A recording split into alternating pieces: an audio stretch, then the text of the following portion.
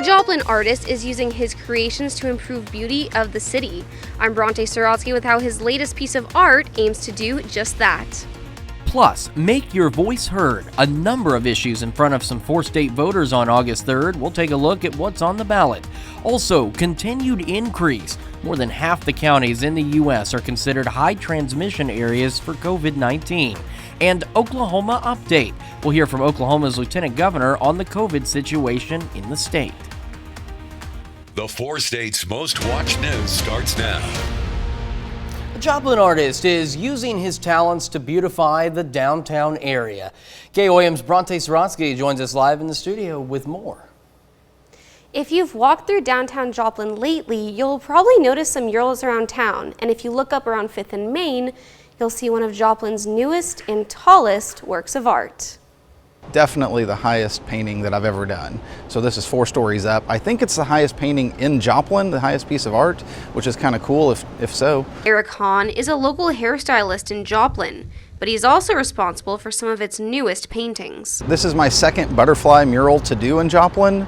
So I did one at 7th and Main and then one on this building, and each one's similar but different. It's fun to make. Hahn says his reason behind creating art in Joplin is to enhance what he says is already a creative city. I feel like Joplin's at the start of becoming something really special, and that creating art for the town is something that I can do in my free time and contribute to the town, and everybody contributes in their own way. But Joplin's getting better all the time. His latest piece of art, Look Up and Smile, hopes to make people in Joplin do just that. And just to create something bright and beautiful that makes people smile, that makes people happy is a nice thing. But I named the painting Look Up and Smile because that's when I'm at ground level looking up, that's what I do. I'm just like, wow, look what I did. And that's part of why you make art, is to share something beautiful with everybody. And that's what I hope I'm giving a gift of inspiration to everybody that sees it. The piece took over 100 hours to complete, but the artist says it's worth it to add more beauty to the city. And I could only work in the mornings because the bright sun would come out and cook me, because we're 4 stories up. But it's a beautiful view of Joplin. You can smell all the restaurants and their ovens cooking when those kick on. So it's just kind of a great place to be, and I feel so fortunate to be able to add a piece of art to downtown. The artist added that although this was his 13th piece of art in downtown Joplin, it's only a second large-scale mural. He just hopes that his art can add something that will make people in Joplin smile. And it's certainly something that, as he said, it's up pretty high. You got to look up, and you always feel better when you look up. Exactly. That was his main goal. It's what he wanted, and hopefully he can accomplish that. Look up, look on the bright side. Exactly. Bronte, thank you so much. A much more pleasant day outside. Doug Heady joining us tonight. Yeah, it actually turned out to be a pretty good day after the showers and thunderstorms we had last night. Cold front rolled through, so our temperatures not as hot. 84 for a high, advertised 91. We started at about 70 degrees during the morning hours. Pretty much clear skies. Nothing really showing up on the radar. We still have a few clouds in our southern counties, but any rain, you got to travel down to the south, Oklahoma, Arkansas, parts of Texas, and that's where it's staying during the overnight hours for us tonight. Temps right now, upper 60s to near 70. It's going to be a great night. We're going to drop back to 62, 70 by 10, 80 by noon. High temp right around 84. Of course, we're going to look at your work week all coming up here in just a little bit. And yes, the heat will return. Oh, well, of course, it's still summer. Doug, thank you so much. Well, in less than 48 hours, a number of 4 state voters will head to the polls to make their voices heard. Ahead of the upcoming August 3rd election, we're going to take a moment to rehash what's on the ballot. We begin in Jasper County. First up, a sales tax increase for the Jasper County Emergency Services. Now, the current sales tax rate is 0.1% and hasn't increased since it was approved in 1994 to fund 911 services in the county. The increase would take it to 0.25%, would help fund maintenance improvements, a countywide public safety radio system, non-emergency calls for service to law enforcement, emergency medical services, and fire protection. In the city of Purcell, citizens are being asked to authorize the city to sell its water and wastewater utility to Missouri American Water for $200,000. In Carthage, voters are being asked to approve a local use tax, which would match the current local sales tax rate, which is 2.75%. Over in Joplin, voters are being asked to renew the parks and stormwater sales tax. That tax is 0.25% and would be renewed for an additional 10 years. This tax was first approved by voters in 2001. In Avila, voters will decide whether or not to extend the boundaries of the Avila Fire Protection District to include the city of La Russell. Voters in Oronogo will have a tax question in front of them on August 3rd as well. Today, the Oronogo Fire Protection District held an open house to help educate voters about the upcoming tax question. Voters are being asked to approve a tax increase of 30 cents to help fund staffing, volunteers, and equipment upgrades. Right now, we're currently only working with a minimum of one firefighter on duty 24 hours a day. So anything more than that, is going to be a blessing. So makes it safer for the community, the actual residents that live here, and also safer for the firemen that are on duty working on those calls. Now, if approved, the increase would take the current tax from 60 cents to 90 cents on every $100. Heading over to the Kansas side, voters in Cherokee County will be asked to allow USD 493 Columbus to issue bonds for $14,750,000. Now, if approved, those bonds would pay for improvements to the central campus facility, as well as improvements to the 7th grade wing at the existing high school building, and fund additional improvements as needed. In Labette County, voters in Chetopa have a sales tax question to decide on. The city is asking voters to approve a retailer's sales tax of 0.5% to be used exclusively for parks and street maintenance and improvements. Now, if approved, the tax would begin on January 1st of next year and run for 5 years, expiring on December 21st of 2026. The CDC says more than half the counties in the U.S. are considered high transmission areas for COVID-19, and new daily cases are now higher at this point than they were last summer. But as the Delta variant extends its grip, millions of Americans remain unvaccinated and unmasked. CBS News correspondent Elise Preston reports from New York. As COVID-19 cases surge nationwide, Dr. Anthony Fauci is sending a message to tens of millions of unvaccinated Americans. We've really got to get those people to change their minds, make it easy for them, convince them, do something to get them to be vaccinated, because they are the ones that are propagating this outbreak. Nationally, over the latest week, COVID hospitalizations rose nearly 50%. 97% of them were unvaccinated. In Israel, the government is giving booster shots to people 60 years and older. Data there shows COVID vaccines' effectiveness waning over time, and with the spread of the Delta variant. We now see that the vaccine effectiveness against disease is roughly 40%. It still remains high for severe disease, but we are seeing diminished protection, especially for people who have been vaccinated earlier. Last week, the CDC reversed its spring guidance, now saying all Americans should wear masks when gathering indoors in parts of the country with high transmission rates. That followed an outbreak last month in Provincetown, Massachusetts. It showed COVID can spread as easily as chickenpox, and that even vaccinated people can get COVID and transmit it. At this testing site in Broward County, Florida, some waited more than 2 hours for their turn on Saturday. My husband's grandmother and mother tested positive for COVID, and he was with them over the weekend. The CDC says more than 21,000 new cases were reported in Florida Friday, levels the state has not seen since January. Elise Preston, CBS News. Nationally, first dose vaccinations are up 30% in the last week. And we take this time now to honor one of our many four-state heroes. Charles Klein served in the Navy aboard a number of different ships, his hometown, Cherryvale. And we're proud to recognize Charles Klein, tonight's four-state hero. And of course, remember to learn more about other heroes, nominate one of your own. Just head over to our website at KOAMNewsNow.com. The state of COVID in Oklahoma. Still ahead on the KOAM News at 10. We'll hear from Oklahoma's Lieutenant Governor on the COVID situation in that state. The world-famous Harlem Moon Casinos. We're back to connecting communities tonight. On Friday, Oklahoma's Lieutenant Governor Matt Pinnell made a stop in Miami for the inaugural Route 66 Heritage Fest. Now, while he was there, we took an opportunity to talk to him about COVID in Oklahoma. One thing he wanted to emphasize is it is a personal choice to get vaccinated. Pinnell says vaccination rates began to slow down, but have recently begun to pick up. We are seeing vaccinations tick up in a good way, so that was good to see over the last 7 to 10 days. More people are getting vaccinated because of some of these variants that are starting to pop up, and with more and more people getting COVID, when your neighbor gets it or a schoolmate, I think it is starting to get more people engaged in the conversation of, hey, should I get vaccinated or not? Now, Pinnell says a strong economy is key to a strong recovery in the state, which is why the state wants to keep things where they are now. But Pinnell says they need the help of everyone living in Oklahoma to make that possible. We want to stay open.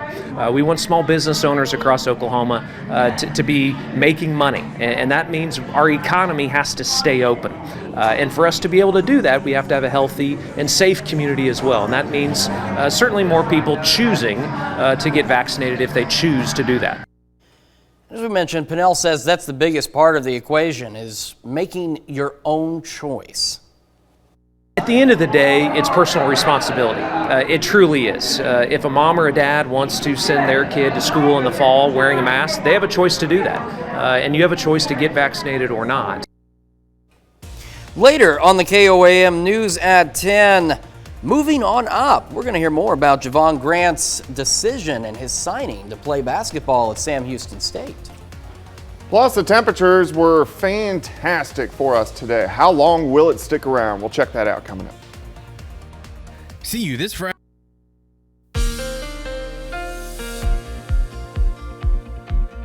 Well, it turned out to be a pretty good Sunday for us today. After the thunderstorms last night, some of those strong to severe, dragged through a cold front, so we got rid of the 90s.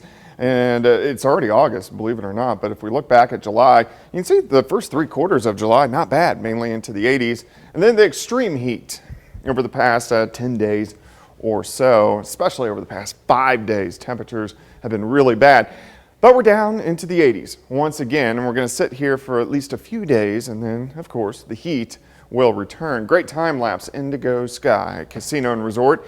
Indigo just outside of Seneca, Missouri. Looks pretty good. We had a lot of clouds earlier today and then plenty of sunshine during the afternoon. All right, it looks good for the next few days. We are going to heat back up late this week. Tomorrow night at 9 and 10, we'll do the month-long forecast. Of course, you can always get my month-long blog at KOAMnewsnow.com. Temps, pretty good. Most of us upper 60s to near 70. We'll drop back lower 60s later on tonight. Plus, our humidity has dropped off. So our dew points are lower, mainly in that 60 to 65 degree range. So this is how it feels outside, kind of not bad, a little bit sticky, a lot better than soupiness that we had over the past couple weeks. Outside right now, we're looking off toward the north and to the west. It looks good, 69, dew point of 63, relative humidity 81%. Still a lot of moisture on the ground from some of those storms last night. So we're going to hit the dew point again tonight. So the grass is going to be wet and maybe a little bit of patchy fog out there, so watch that in the low-lying areas. Besides that, nothing is going on here. You have to travel south before you find any showers or thunderstorms. Arkansas, Louisiana, parts of Texas, we are mainly dominated by this big dome of high pressure kind of ushering in a little bit cooler air, which is going to be sitting on top of us at least the next few days. All right, let's break down the week. Lower 60s tonight. Looks pretty good. Sunshine in the morning, near 80 by noon. During the afternoon, there's going to be a few spotty, little isolated showers, mainly on the Missouri side. Most of you will stay dry. Here's your forecast. 62 to start, 80 by noon. High temp right around 84 degrees during the afternoon. Tomorrow night looks good, very comfortable again, lower 60s. As we go into Tuesday, much of the same, mid 80s for afternoon highs. As we work into Wednesday, look at the winds. They start to switch back toward the south. So that's the first indication that we're going to start to heat things back up. So Wednesday, a little bit warmer, upper 80s. We'll get a weak little wave early Thursday morning into Thursday afternoon. This will give us some scattered showers and thunderstorms on Thursday. It passes by Friday, but look at the heat really kicking in. So by Friday, we're back into the 90s. By Saturday, it really heats back up. Mid 90s, heat indices well above 100 once again. This sticks around even on Sunday into Monday. We are going to have some thunderstorms kind of getting closer to us. I'm going to keep the weekend dry for now. We'll just kind of see how it plays out over the next few days. All right, 84 tomorrow, 84 Tuesday, 86 on Wednesday. Those scattered thunderstorms on Thursday, high of 88.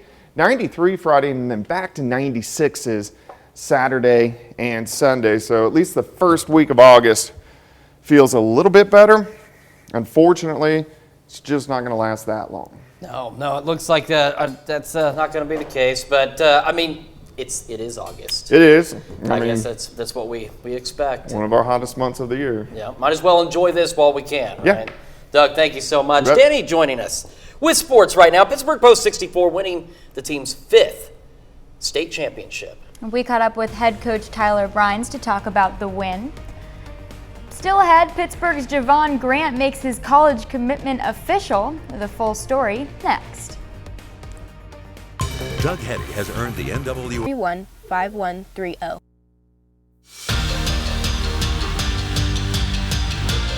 This is the Toyota Sunday Night Sports Feed.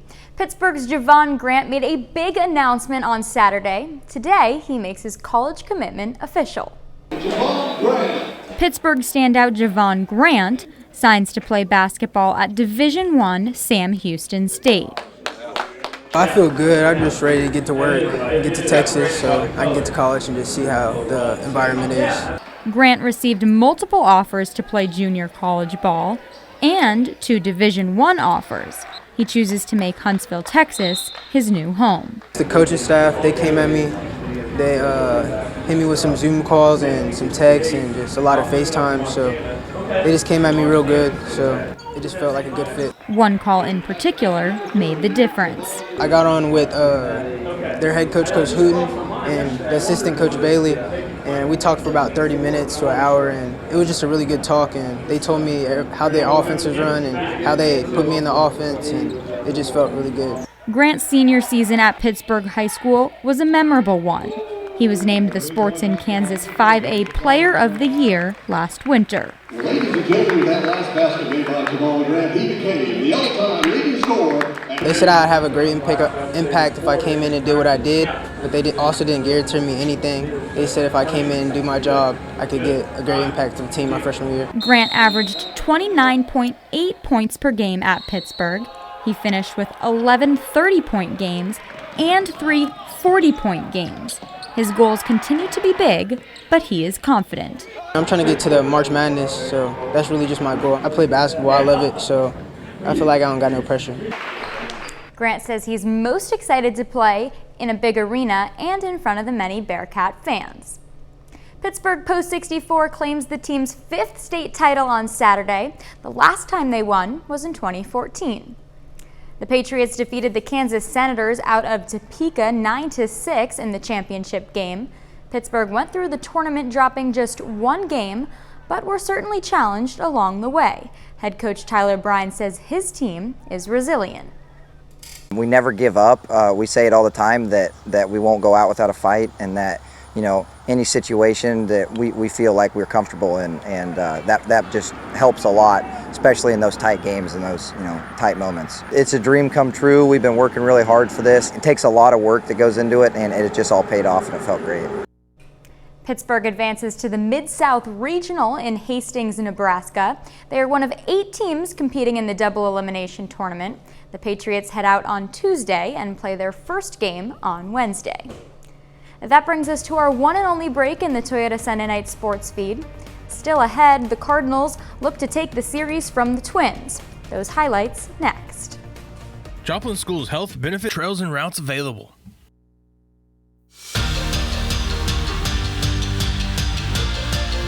Welcome back to the Toyota Sunday Night Sports Feed. The Cardinals finish up a series with the Twins today. Both teams have a win in the series. In the second here, a hit up the third baseline. Nolan Arenado makes a great throw to start the double play. Next inning, Cards down 2-1. Paul Goldschmidt gets a shallow hit down the middle. RBI single. Dylan Carlson scores to tie it up. Later, Adam Wainwright hits a grounder to third. Tommy Edmonds scores off the error. To the 8th, rookie Edmundo Sosa with a deep shot to center. He goes 3 for 3 with 2 RBI. St. Louis gets the win 7-3, and Yadier Molina moves into 4th on the Cards' all-time hit list. The Royals spend the weekend in Toronto for the Blue Jays' first series back at their real home field in Canada since 2019. Kansas City drops the first 2 of the series, and tonight the Blue Jays get the sweep. It's a 5-1 loss, the Royals' lone run coming off a 9th-inning home run by Edward Olivares. The Chiefs take a break from training camp today after finishing up their first full week.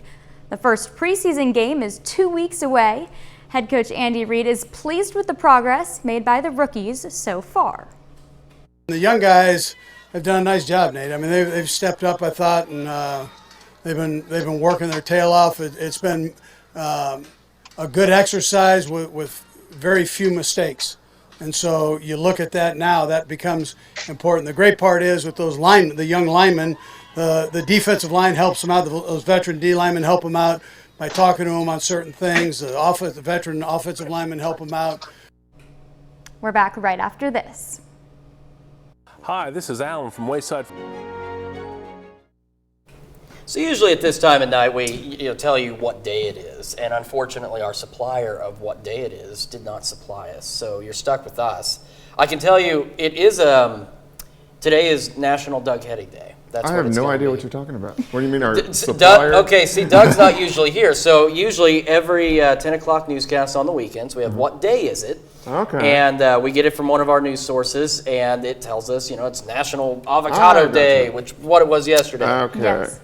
I'm way out of the loop here. Yeah, but now today it's National Dougherty Day, and it's the perfect week for it because you've got a beautiful week lined up for us. Yeah, it actually looks pretty good. In fact, tonight we're going to drop back lower 60s. 84 tomorrow, a random shower mainly on the Missouri side. It looks great for the next few days, and then it really heats up again just in time for next weekend. Looks pretty good. Danny, if leave us out of the loop next week, we'll have a National Danny Terzer Day. Yeah, well, I got the short end of the stick there. We'll have your day next weekend. Okay, that's what we'll do. Guys, thank you so much. That's our time for now. And thank you so much for making us part of your night.